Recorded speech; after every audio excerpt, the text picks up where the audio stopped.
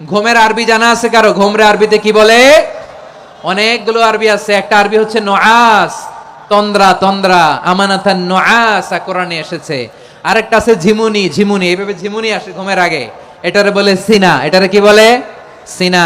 স্বাভাবিক ঘুমকে আরবিতে বলে নাউম। স্বাভাবিক ঘুমকে কি বলে? এই সিনা আর নাউমকে আল্লাহ এক আয়াতে এনেছেন, লা তাখুযুহু সিনাতু ওয়ালা নাউম। আল্লাহর তন্দ্রা নাই, ঘুম নাই, ঘুমের আগে যে তন্দ্রা আছে ওইটাও নাই। তাহলে নুআস, সিনা, নাউম পেলাম। আরেকটা ঘুমের আরবি হচ্ছে হুজুদ।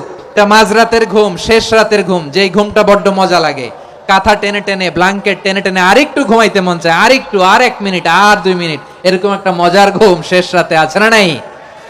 এই শেষ রাতের ঘুম, এই হুজুদের ঘুমকে স্যাক্রিফাইস করে যেই সালাত পড়া হয়, ওই সালাতের আরবি নাম হচ্ছে সলাতুল হুজুদ বা সলাতুত তাহাজ্জুদ। চিল্লায় বলেন আল্লাহু আকবার।